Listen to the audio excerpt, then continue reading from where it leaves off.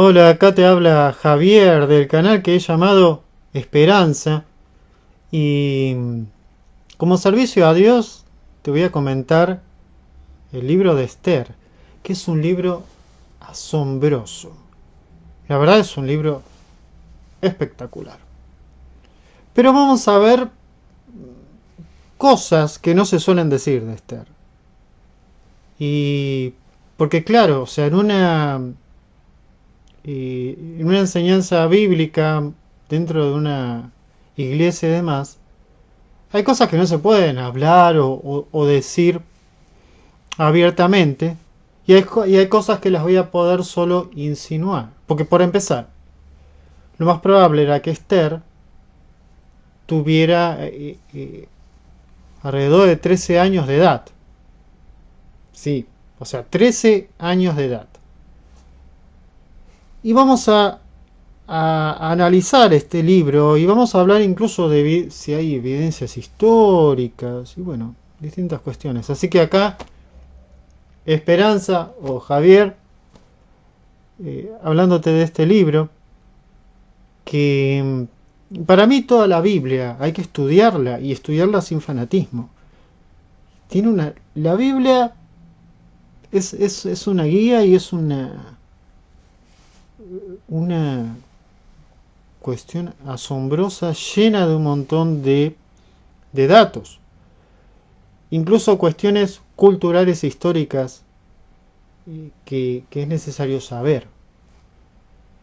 Bueno, vamos a comenzar el contexto en el que fue escrito. Primero te tiro algunas, mira. Esther podría haber tenido 13 años. Esther es elegida por su belleza. Mardoqueo la toma como hija. Pero resulta que el rey del lugar en el que estaban se enoja con su reina porque en una reunión lleno de festejo y de borrachera no viene a bailar o a estar ahí mostrando lo linda que es. Se enoja con ella y ¿cuál es la feliz idea? Elegir otra reina. Entonces van a buscar en el reino persa, a las mujeres hermosas. O sea, las van a buscar, significa que las agarran a la fuerza prácticamente. O sea, no es que había un concurso de belleza para la que se quisiera postular, no. O sea, mujer que veían, o sea, virgen que veían hermosísima, la agarraban y la llevaban a un harén. Un harén es donde se tenían a todas las mujeres, eran cuidados por eunucos, es decir, hombres castrados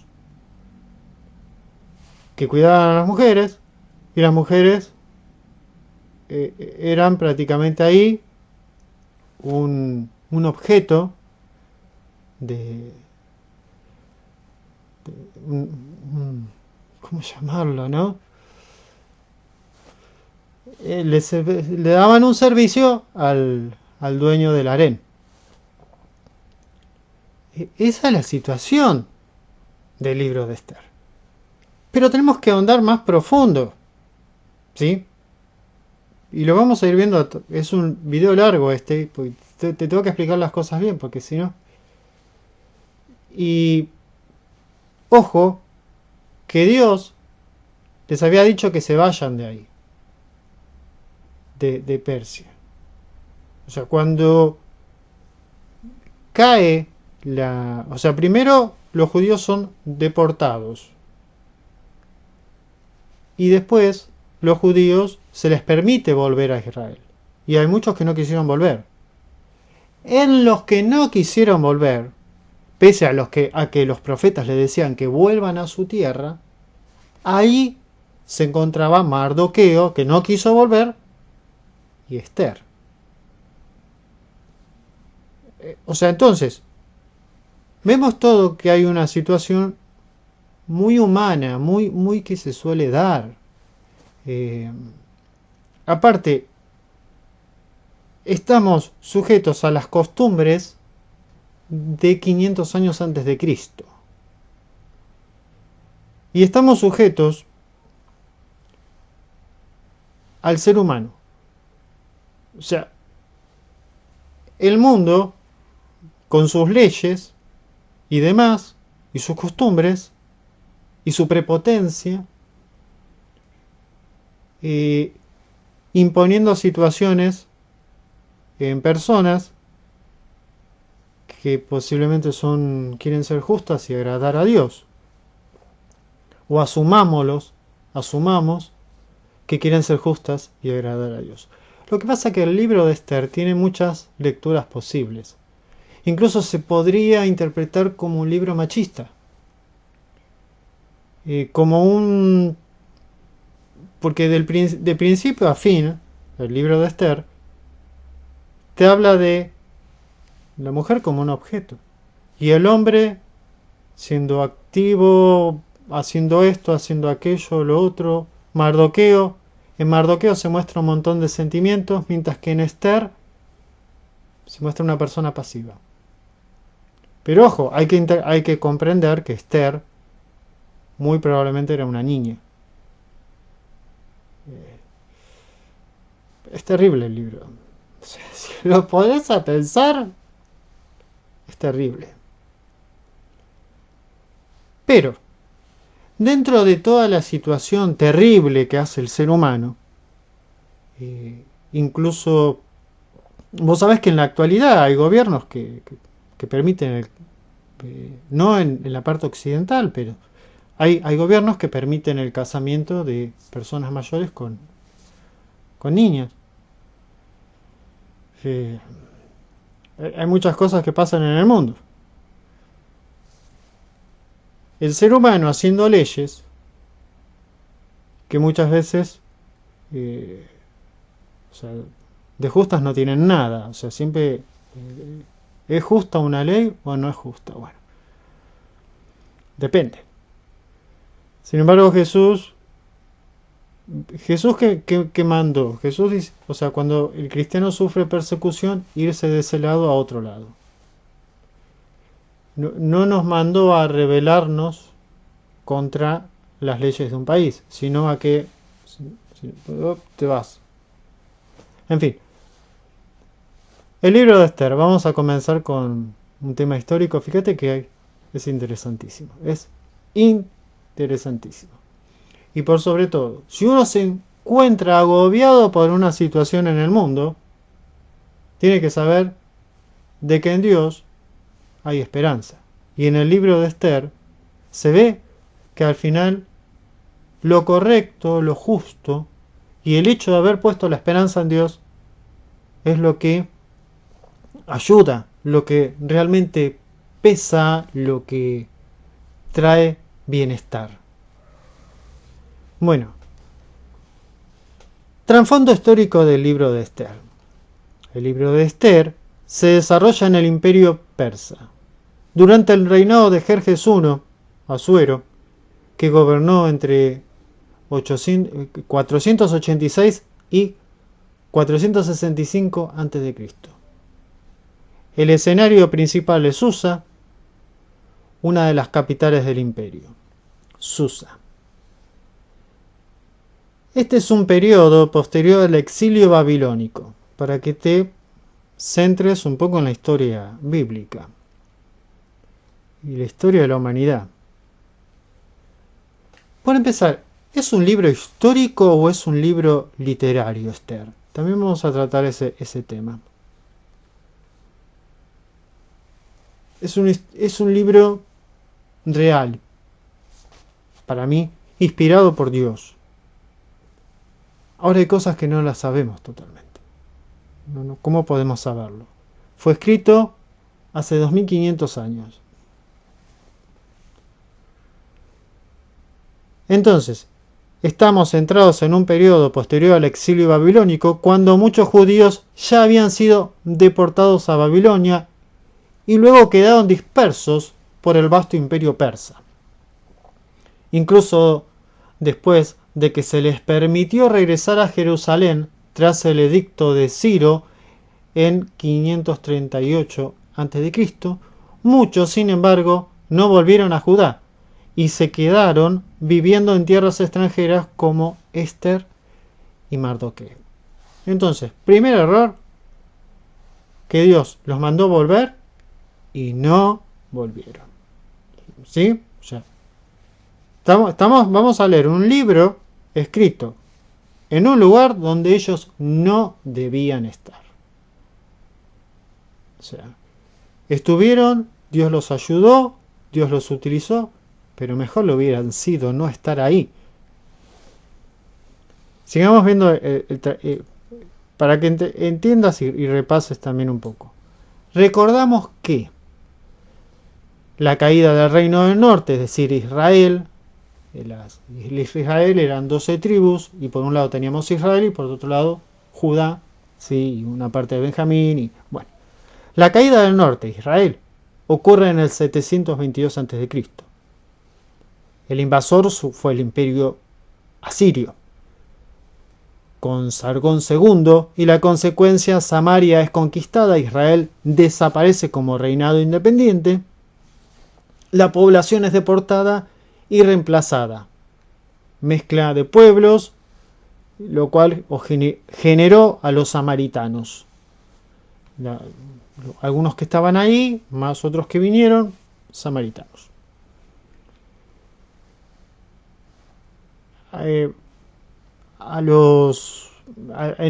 Esto en el 722. En el 586 a.C.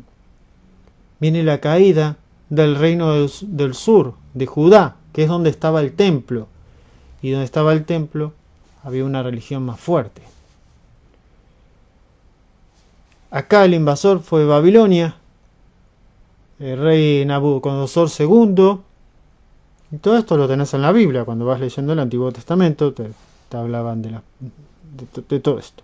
Jerusalén es destruida, el templo de Salomón es arrasado, gran parte de la población, élites, nobles, artesanos, es deportado a Babilonia y comienza el exilio babilónico. Y es más, hay varios exilios a Babilonia. Primer exilio, bueno, acá te lo anoté, ¿sí? En el 605, después en el 597, después en el 586, cuando ya prácticamente Jerusalén es sitiado durante 2 años, es destruida, arrasada. Bueno. Y Babilonia es conquistada por Persia. El imperio persa, con Ciro el Grande, Ciro conquista Babilonia sin mucha resistencia, digamos. Y Ciro permite que los pueblos conquistados regresen a sus tierras y restauren sus templos. Y ahí los judíos se tenían que haber ido. Los judíos reciben permiso para volver a Jerusalén y reconstruir el templo, que es lo que haría Zorobabel, y lo tenemos en Esdras y en Nehemías. ¿Cómo se llega a la historia de Esther y el libro de Esther? Bueno, aunque muchos judíos regresan a Judá, otros deciden quedarse en el vasto imperio persa, donde ya estaban establecidos. En ese contexto, en la ciudad de Susa, vive Esther, una jovencita judía, comunidad judía dispersa, sin templo, sin soberanía. El imperio persa es ahora la potencia dominante. Y Esther se va a convertir en reina en tiempos del rey Jerjes I. Reina, entre comillas, porque de reina no tenía nada, no podía ni acercarse al rey por voluntad propia. Esther, pero bueno, en este contexto, Esther y Mardoqueo son judíos que viven en el exilio persa tras la caída de Babilonia. Babilonia conquistado por los persas. Prácticamente no eran ni esclavos ni libres los judíos en esa época. Eran extranjeros que estaban ahí. Bueno, comenzamos leyendo. Voy a usar la Biblia textual. Nada, simplemente elegí esta. Aconteció en los días de Asuero, el mismo Asuero que reinó desde la India hasta Etiopía sobre 127 provincias. Fíjate, los imperios que se levantan, ¿sí? Uno a veces dice, ¿cómo puedo hacer yo con esta situación que se ve tan inmensa? Bueno, así comienza la Biblia. Este libro de la Biblia. Te está diciendo, esto sucedió en los días de Asuero, el mismo Asuero que reinó sobre la India hasta la Etiopía, o sea, los dominios, los imperios que se forman, y personas como vos, como yo, como alguien común y corriente viviendo en medio de esos conflictos de imperios, de leyes, bueno.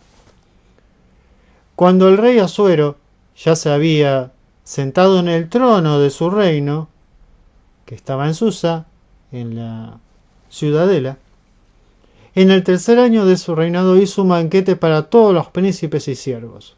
Bueno, acá te está.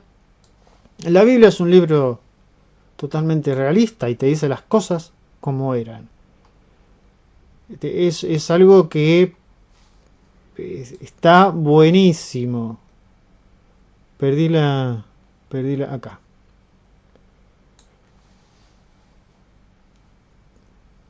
En su tercer año de reinado hizo un banquete para todos sus príncipes y siervos, teniendo en su presencia el ejército de Persia y de Media y a los nobles y las autoridades de las provincias.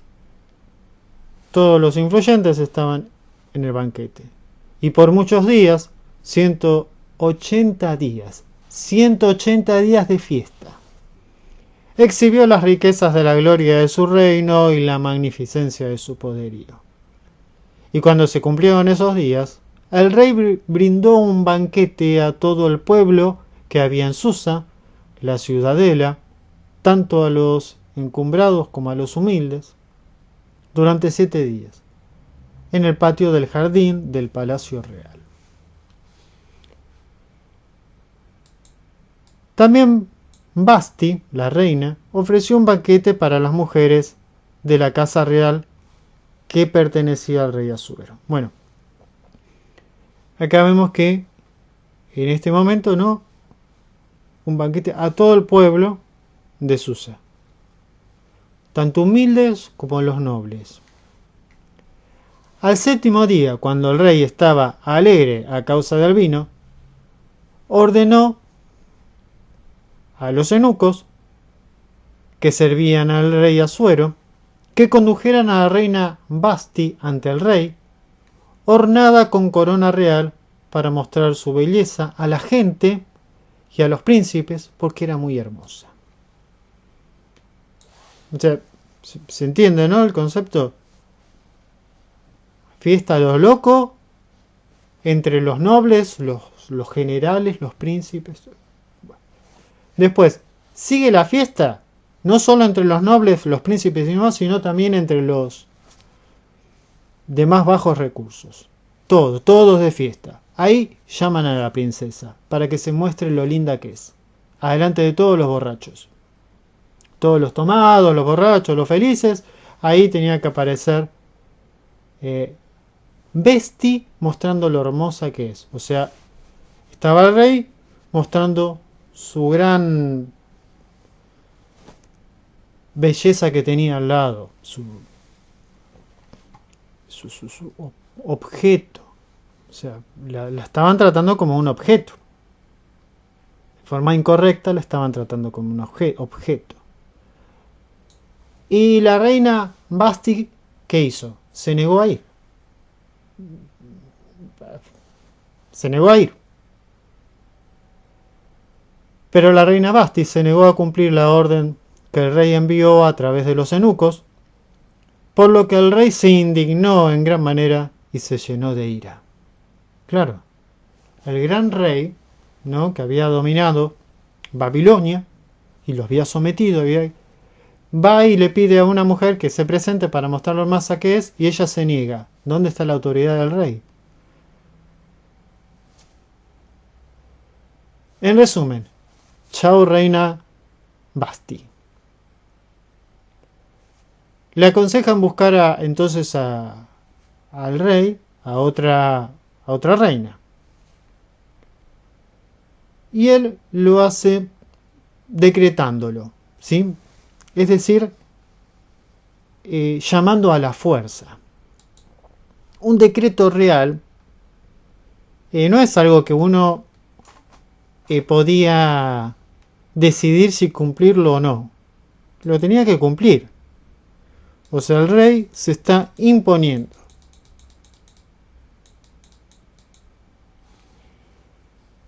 O sea, fíjate todas las malas situaciones que van habiendo para las personas que van a estar involucradas en estas malas situaciones. Por ejemplo, Esther.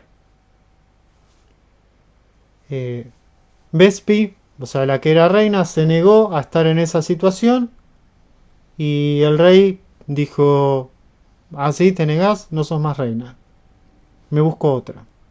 Y se buscó, y no sé qué le habrá pasado a ella, y busca otra. Entonces los asistentes personales que servían al rey dijeron: búsquese para el rey jóvenes vírgenes y de hermoso parecer. Imagínate al rey, contentísimo. Si vos lees la Biblia en un montón de partes, te hablan de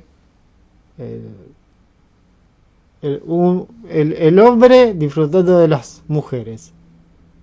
En esa época. Después la mujer tuvo y tiene más independencia y es más pareja la situación. Pero en aquel momento, lamentablemente era así. Y se designe el rey funcionarios de todas las provincias de su reino para que reúnan a todas las jóvenes vírgenes y de hermosa apariencia en Susa. Acá cuando habla de jóvenes vírgenes, o sea, podía ser niñas de entre 12, quizás menos, y ya 18 años era mucho. O sea, muy probablemente eran entre 12 y 17 años. Iban a buscar ese tipo de mujeres para formar un harén para el rey, bajo la custodia de Hegai, eunuco del rey, guardia de las mujeres, y que se les den sus atavíos. Y la joven que sea agradable ante los ojos del rey, que reine en lugar de Basti. Cuando dice reine, no reinaban nada las mujeres. La mujer acá no reinaba nada, realmente. O sea, era como una reina de...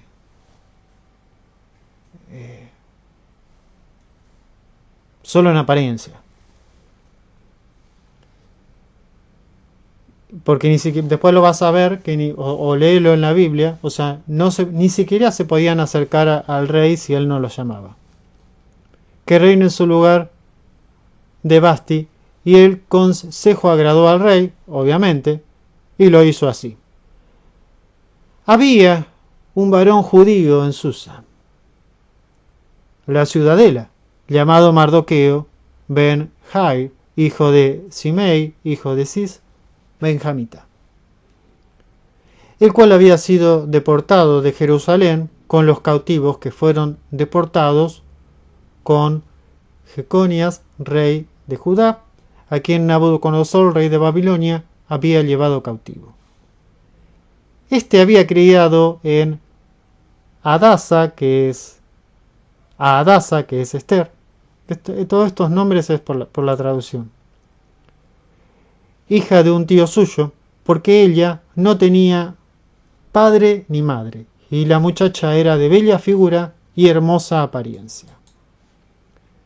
Cuando murieron su padre y su madre, Mardoqueo la tomó como hija suya. Bueno, fíjate que ya acá te están mostrando algo que es un poco molesto ahora en la actualidad. O sea, se habla de la niña y su virtud, su apariencia. Era hermosa. ¿Sí? Eso es lo que destacan de la niña, que era hermosa. Había criado a Esther, hija de un tío suyo, porque ella no tenía padre ni madre, y la muchacha era de bella figura y hermosa apariencia. Se había quedado sola, y como era hermosa, la cuida. Cuando murieron su padre y su madre, Mardoqueo la tomó como hija suya. Acá ojo que aclara que Mardoqueo la tomó como hija suya, porque según la costumbre judía la podía haber tomado como esposa. Sí. La costumbre judía de aquella época. Porque en realidad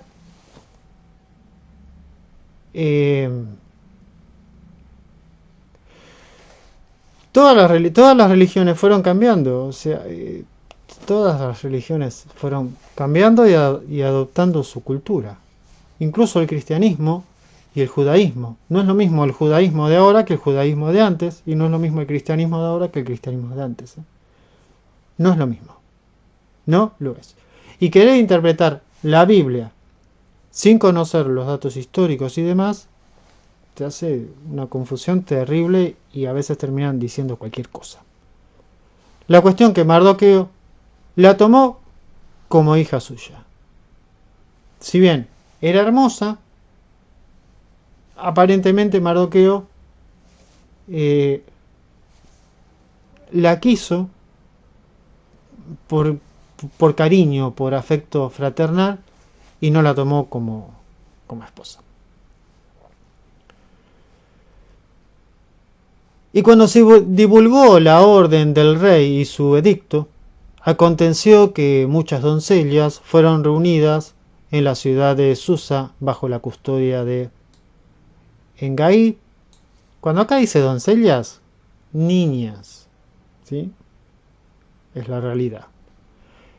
Y Esther también fue llevada al palacio real, al cuidado de Hegai, guardia de las mujeres. Y la joven halló gracia ante sus ojos, y él fue bondadoso con ella, el eunuco, por lo que se apresuró a darle sus cosas de mujeres, sus atavíos y unguentos, y asignó a 7 doncellas del palacio real para que la sirvieran, y la puso con sus doncellas en el mejor lugar del harén. Sí, del harén. Y cada día, el versículo 11 estamos en el capítulo 2, el versículo 11, y cada día Mardoqueo se paseaba delante del patio del harén para saber cómo estaba Esther y cómo la trataban.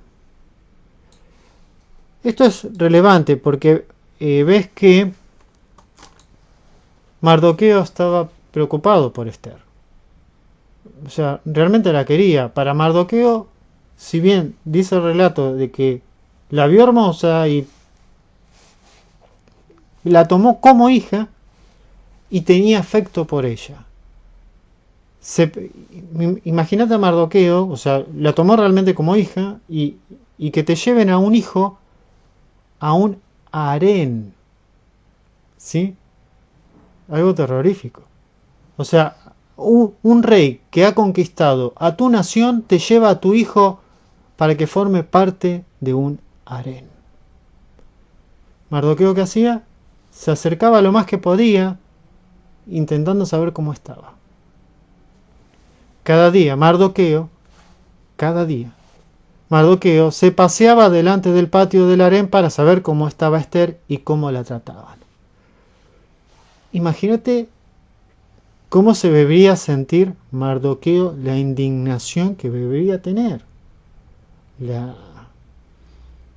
preocupación, o sea, decir, incluso quizás el pensamiento de decir, yo la trato como hija, la cuido, no la tomo como esposa, y viene y la mete ahí con todas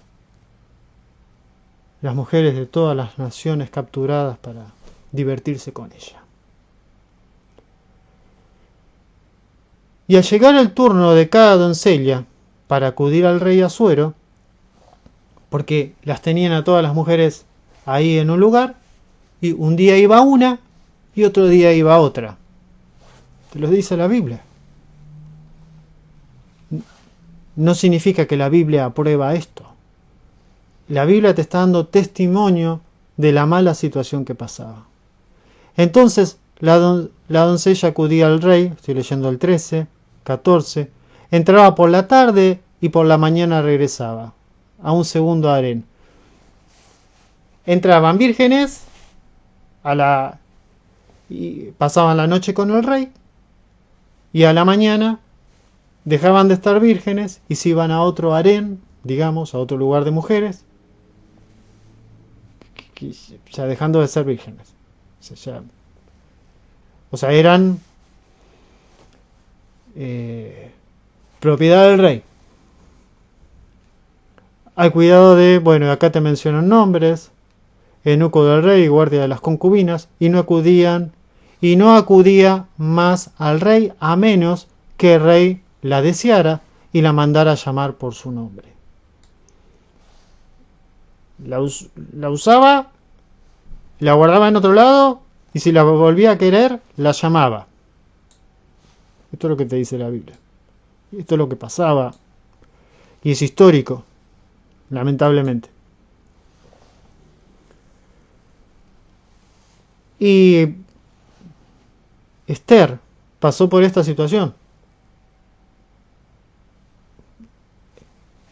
Y el rey llamó a Esther y Esther vivió esta situación. Dios no la libró. Esther sufrió esta situación. Y amó el rey a Esther más que a todas las mujeres. ¿Sí? O sea, llegó el turno de Esther.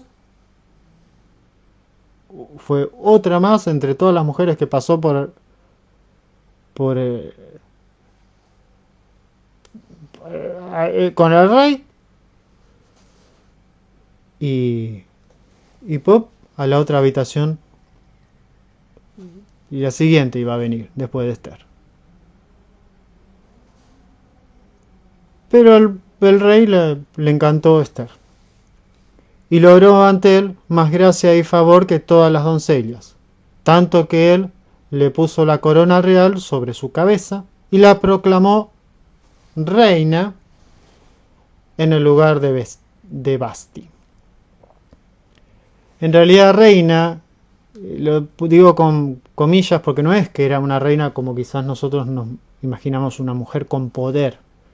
No, era como una reina de belleza, una cosa así, y reina de belleza era un título, era la preferida del rey, punto. O sea, la anterior preferida del rey, cuando no había querido ir a mostrar su belleza ante los borrachos, el rey le dio de baja. Y ahora, ¿quién ocupaba su lugar? Esther.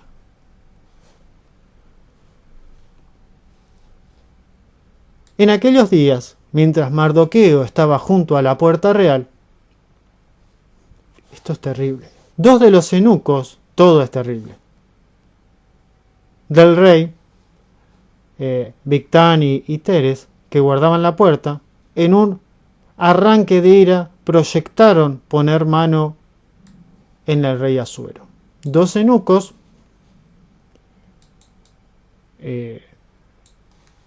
los eunucos incluso, los eunucos son hombres castrados, ¿sí? ¿Se entiende? Hay que explicar eso también. Hombre castrado.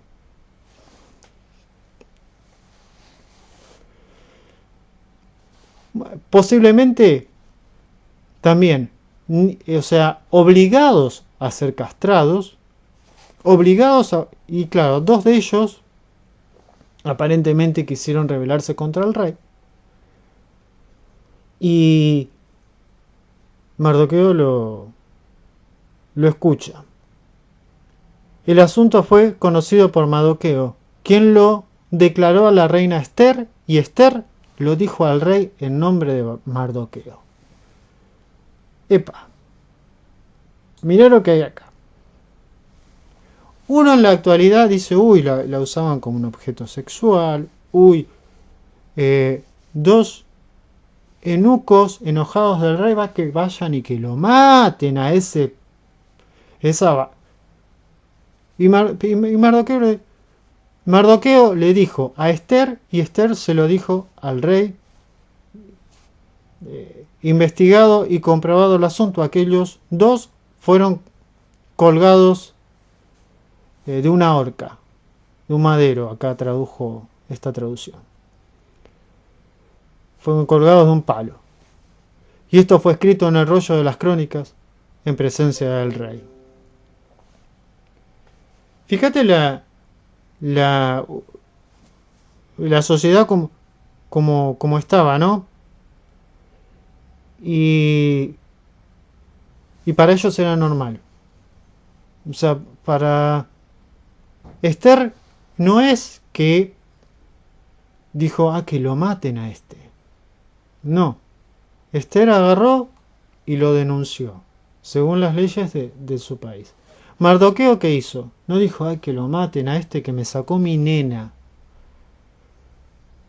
No.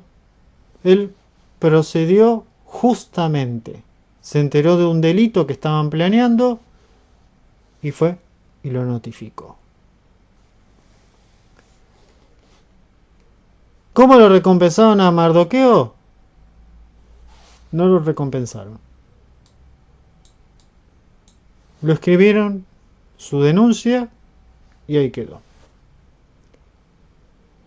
Capítulo 3. Después de estas cosas, el rey Asuero engrandeció a Amán. Acá se viene todo el conflicto de este libro. Y todos los súbitos del rey que estaban como si fuera poco. Todo el conflicto como si fuera poco.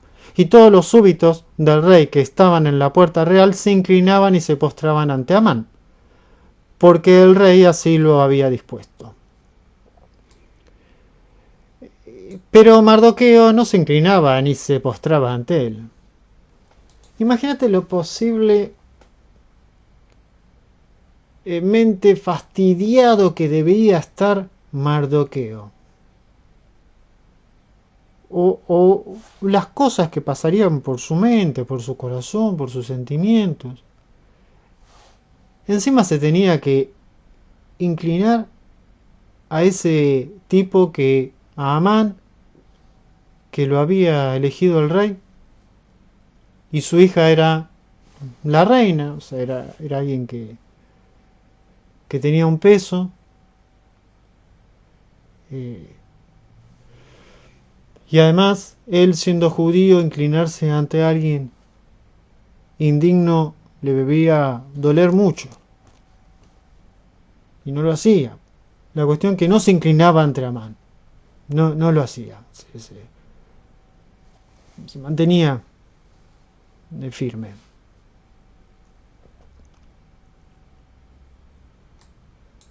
En resumen, ¿qué pasa? Amán lo quiere matar a él y a todos los judíos porque Mardoqueo no se inclinaba ante él. Capítulo 4. Mardoqueo supo todo lo que se había hecho, o sea, todo el complot de Amán queriendo matar a los judíos por bronca de Mardoqueo que no se inclinaba ante él. Entonces Mardoqueo rasgó sus vestidos y se vistió de saco y de ceniza, ropas rotas, de pobre, de duelo, y entró al medio de la ciudad y allí clamó amargamente.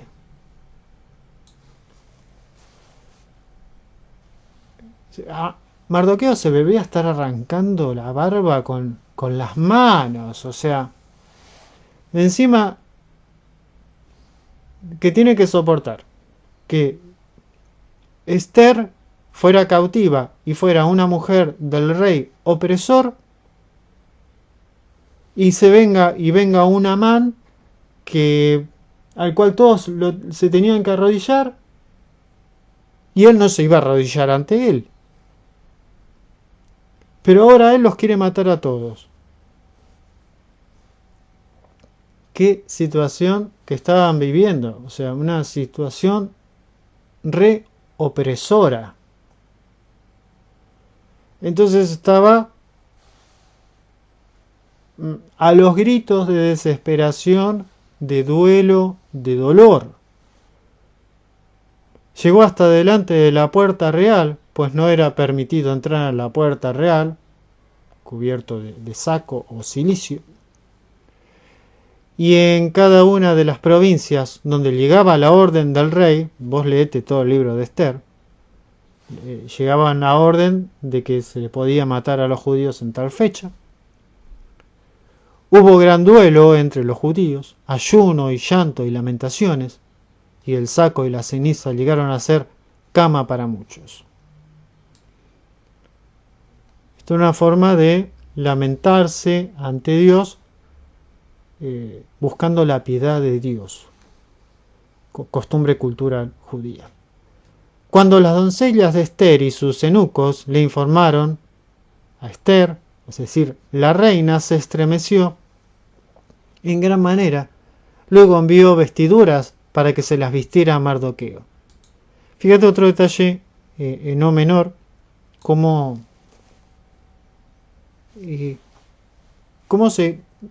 se querían realmente como un padre a una hija. O sea, ella no lo podía ver a su padre, a Mardoqueo, a los gritos desesperados, llorando, con ropa toda andrajosa, arrancándose la barba. Le quería dar ropa buena, vestite, ¿qué hace? Y se quitara de encima su saco, pero él no lo aceptó. Bueno. Esther hablando con Mardoqueo. El versículo 11. Todos los siervos del rey y la gente de las provincias del rey saben bien que para cualquier hombre o mujer que acuda al rey en el patio interior sin ser llamado, hay una sola ley: ha de morir. Porque Mardoqueo le decía: intervení a Esther, nos van a matar a todos, y vos también sos judía. Salvo aquel a quien el rey extiende el cetro de oro para que viva. Y yo no he sido llamada para acudir al rey en estos 30 días. O sea, fíjate de que Esther de reina no tenía nada. O sea, ni siquiera podía ir al rey. Tenía miedo de acercarse a él. La podía mandar a matar. Solo por acercarse a él. Solo por aparecer sin ser llamada. Tremendo.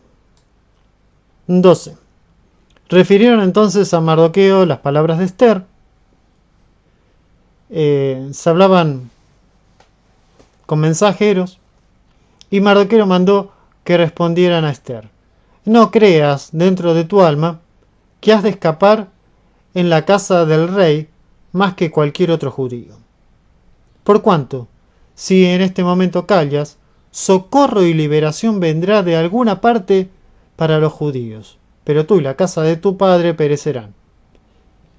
Y quién sabe si para un tiempo como este ha llegado al reino. Mira esto qué tema. En medio de toda una opresión y situaciones malas, en esta chica, Esther, recae una gran responsabilidad. Decir que era judía y tratar de salvar a todo su pueblo que estaba ahí todavía en Persia. Y Mardoqueo le dice lo que cualquier creyente diría: ¿no será que por causa de Dios en realidad estás en esa situación y que ahora podés hacer un bien? Y Esther dijo que respondieran a Mardoqueo: ve y reúne a todos los judíos que están en Susa y ayunad por mí. Bueno, acá vemos una respuesta espiritual, una búsqueda de Dios en ayuno, en oración. Bueno, al final, ¿qué ocurre? El rey recibe a Esther, no la manda a matar cuando aparece. Oraron y ella va a hablar con el rey. Asimismo, descubre que Mardoqueo había denunciado anteriormente a eunucos que lo querían matar y no había recibido premio alguno. Y por último, el relato termina con los judíos siendo liberados y Mardoqueo ocupando el cargo de Amán. Y de Esther no se vuelve a hablar.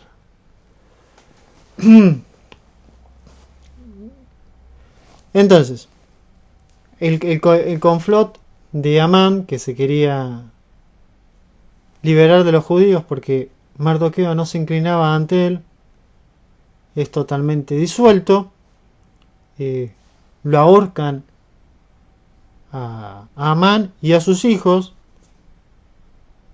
y Mardoqueo es premiado. Y de Esther, que sufrió tanto, no se habla más. Esto da un cierto margen para pensar de que el libro tiene una perspectiva antigua muy machista, pero si lo analizás bien, no es que es muy machista, sino que te estaba mostrando lo que pasaba en esa época. Algunos puntos claves para reflexionar incómodos. La elección forzada de Esther como reina. Si uno piensa que fue usada por Dios, y de hecho fue usada por Dios, o al menos los judíos, la mayoría, opina esto, y por eso se festeja la fiesta de Purim, de la liberación, y se lee este relato, pero ella fue forzada. Esther es seleccionada en un proceso que no solo es una competencia de belleza, sino una elección que no se da por voluntad propia, sino porque las mujeres eran vistas como bienes a disposición del rey. Su posición como reina es, en muchos aspectos, simbólica más que un poder real. Aunque se le da una corona, no tiene autoridad para tomar decisiones sin la intervención del rey. Ella, cuando va al rey en su turno, es posible que ni se arreglara de más. Un detalle que, si no lo leo, me los paso por alto ahora. Esther 2.15 dice algo así. Cuando le llegó el turno a Esther, no pidió nada, sino que dijo: Hegai, eunuco del rey, guardián de las mujeres, y Esther halló gracia ante los ojos de todos los que le veían. Es interesante que la Biblia no menciona ninguna emoción de Esther en este punto, ni ninguno.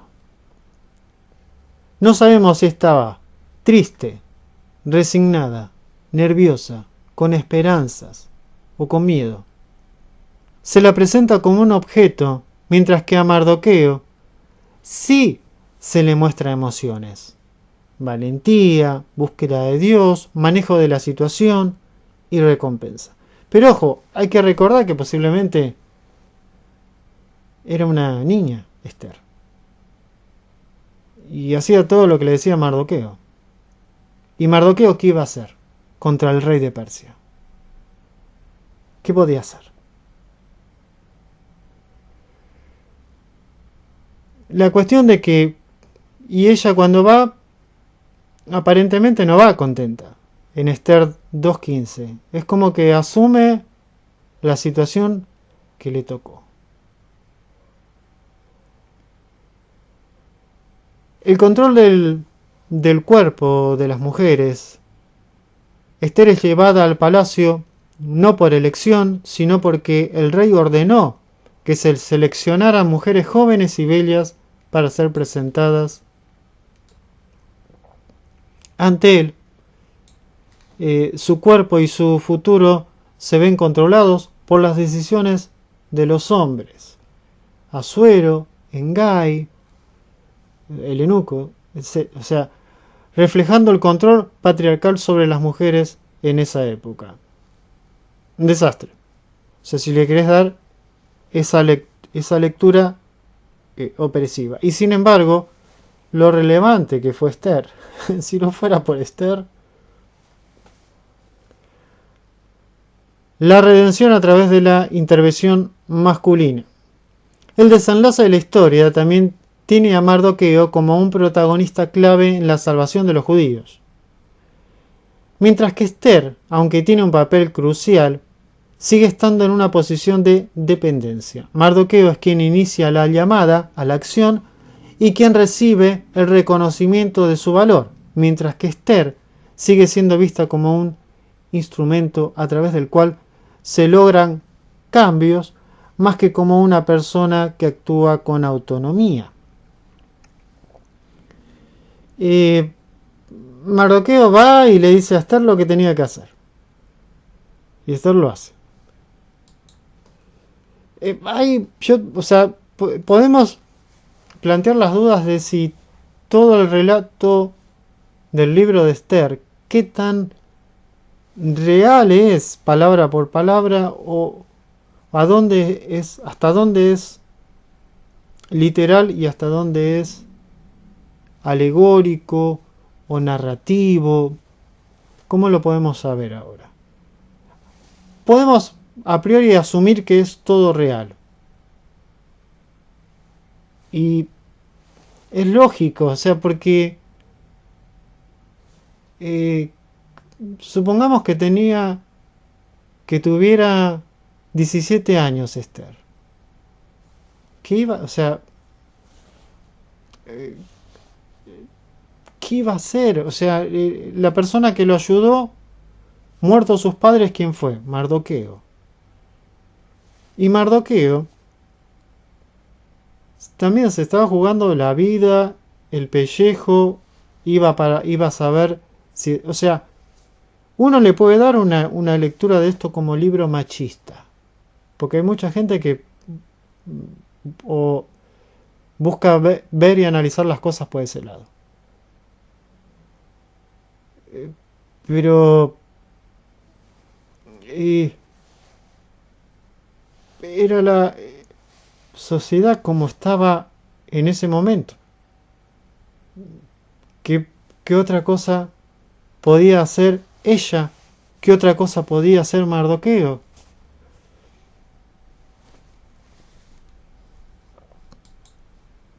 La figura de Amán y la justicia final. La figura de Amán, el antagonista que busca destruir a los judíos, y la resolución final del conflicto también refuerzan un sistema de justicia que está determinado por la capacidad de los hombres en la corte real. Aunque Esther juega un papel crucial en la intervención, el final de la historia pone en primer plano a Mardoqueo.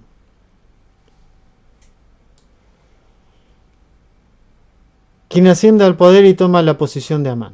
Vos fíjate que Mardoqueo seguía libre en todo momento. Y Esther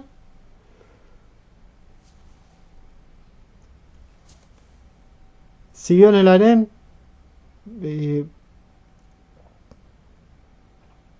Mardoqueo asume el papel de Amán. Después, en el relato bíblico, en fin. ¿Esto es una crítica a la Biblia? No, a lo sumo a la sociedad, especialmente en aquel momento. ¿Y la Biblia qué está haciendo? Te lo está mostrando. La Biblia te lo está mostrando. Entonces, interpretemos las cosas como son. Esther no se merecía mucho más. Esther pagó el precio y Mardoqueo cobró la recompensa. Ella fue llevada a la fuerza. Pasó un año encerrada en el harén. Tuvo que acostarse con el rey sin siquiera haberlo elegido. Se arriesgó a morir al presentarse sin ser llamada.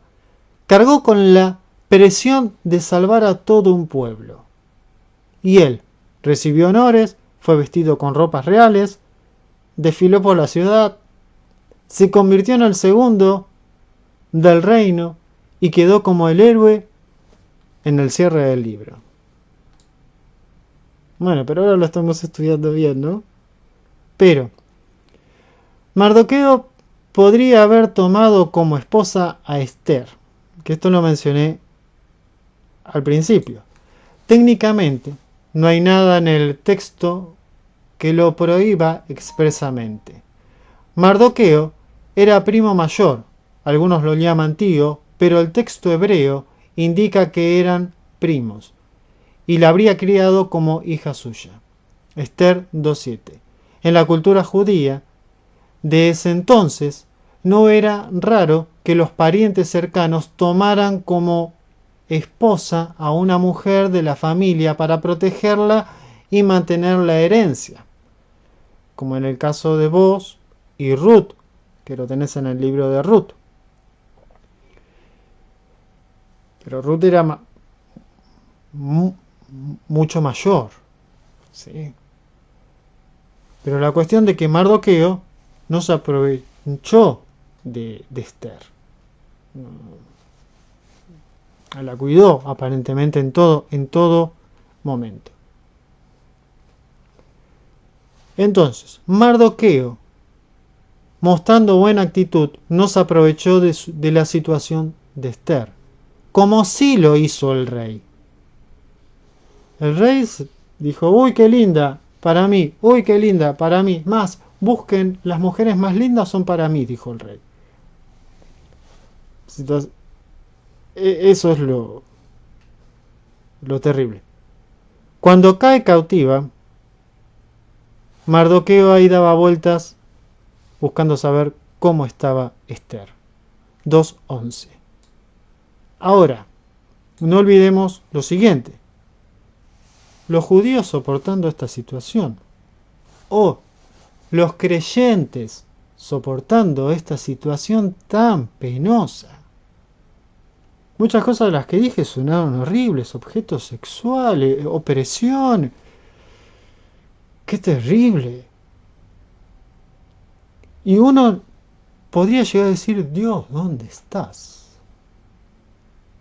En primer lugar, Dios le dijo a ellos que no estuvieran ahí, pero bueno. Y cada día Mardoqueo se paseaba delante del patio del harén para saber cómo estaba Esther y cómo la trataban. Aunque el libro de Esther ha sido señalado muchas veces como un texto machista, una lectura más realista y empática permite ver algo más complejo. Mardoqueo no parece un hombre manipulador ni ambicioso, sino más bien un judío fiel, profundamente indignado y fastidiado con el sistema opresivo en el que vive. La toma forzada de Esther, su sobrina adoptiva, debió haber sido para él una experiencia de impotencia total. La Biblia no dice que Mardoqueo haya intentado impedirlo, probablemente porque no podía hacerlo. Se trataba de una orden del rey, ejecutada por todo un aparato imperial. Su preocupación es visible en los pequeños gestos, como cuando cada día merodeaba el harén para saber cómo está ella, Esther 2:11. Esther, por su parte, no es una heroína voluntaria, sino una joven judía que soporta la presión de un mundo que no le deja opciones. Su silencio puede leerse no como complicidad, sino como el de una persona que sobrevive. En este sentido, el texto no exalta la opresión, sino que retrata una realidad dura con una resolución esperanzadora. Los justos, aunque débiles, pueden ser instrumentos de salvación incluso en contextos donde todo parece perdido.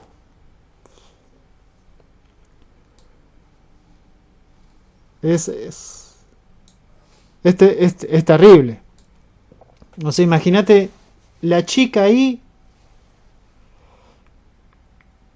oprimida por todos lados, Mardoqueo oprimido por todos lados, que viene encima a basurearlo el Amán, y después los quieren matar a todos.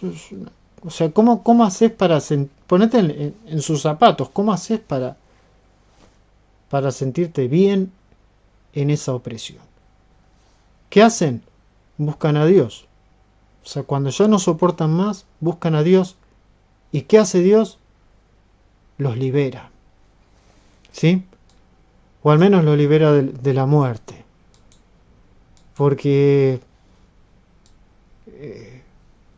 Dios te va a liberar del mundo. O sea, ella siguió siendo la reina. Mardoqueo, o sea, tuvieron una buena situación igual. Otro detalle. Después del edicto de Ciro, 538 a.C., los judíos tuvieron la oportunidad de regresar a Judá. Y muchos lo hicieron con líderes como Zorobabel, Esdras y Nehemías.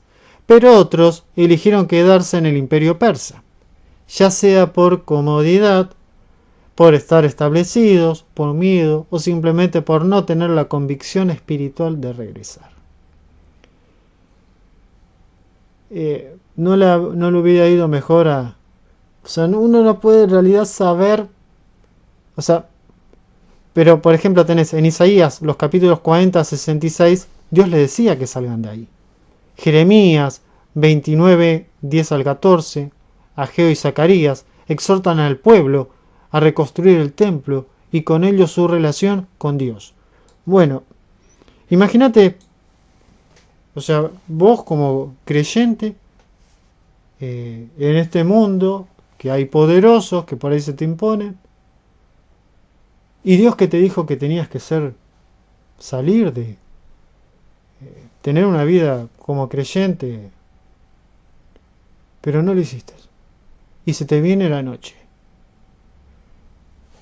Pese aún hay esperanza. Pese aún hay esperanza. Así como pese tuvieron esperanza. O sea, después los métodos de Dios van a depender de cada caso, ¿no? Y cada situación concreta. Y lo que pasará va a depender de cada caso, de cada situación completa. Este es un ejemplo que ocurrió 500 años antes de Cristo. Pero Dios sigue obrando.